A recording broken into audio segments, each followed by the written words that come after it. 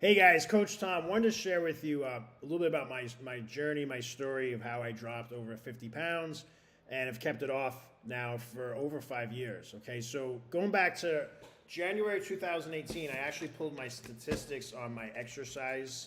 I keep an exercise log. So from January of 2018 till August of 2018, I worked out 21 times in 8 months. Okay, at the time, I owned a private in person gym, was helping lots of folks get healthy and fit, but I was not taking care of myself at all. I was eating and drinking all the nonsense. 21 workouts in 8 months when you own a gym is kind of ridiculous, right? That's 2.6 workouts a month, zero point 0.6 workouts a week, right? I was definitely not walking the walk, right?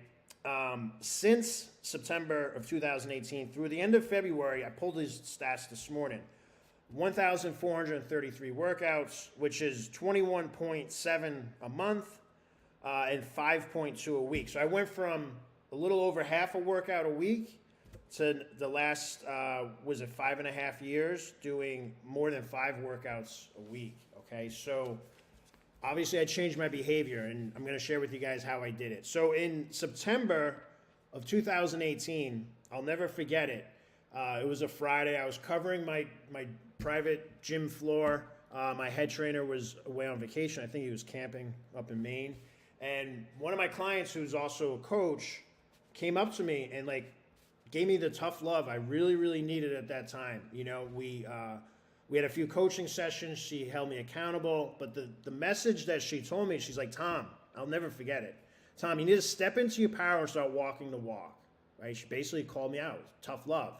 And it was like, whoa, you know, and I had to be honest with myself and be actually vulnerable about what was really going on. You know, I was not doing workouts, clearly. The statistics show it. I was not eating right. You've probably seen my before picture. I was close to about 250 pounds, right?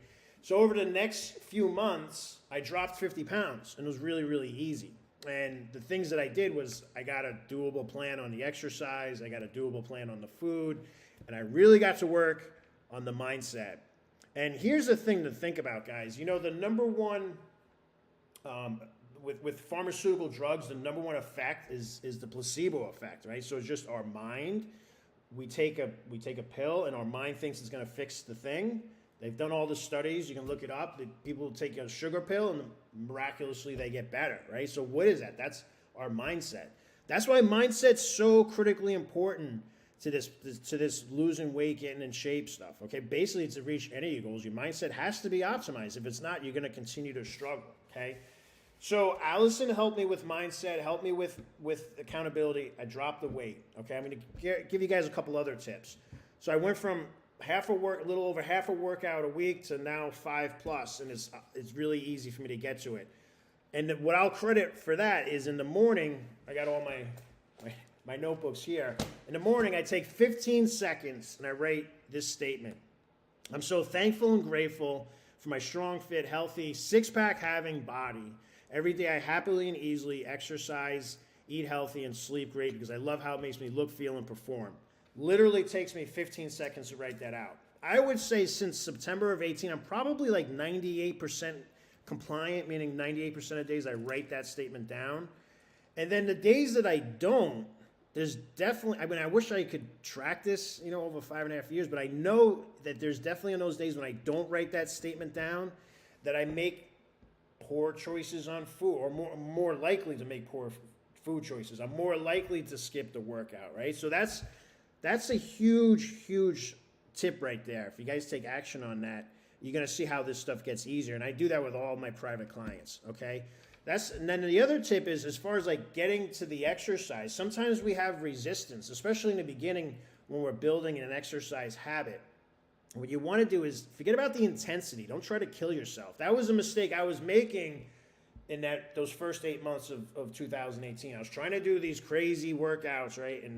And you don't get to them because you know that it's going to be too much. So those days when there's resistance, what I'll do now is I'll say, all right, I'm going to go do something for 30 minutes, and I'm going to do something that's easy for me, okay?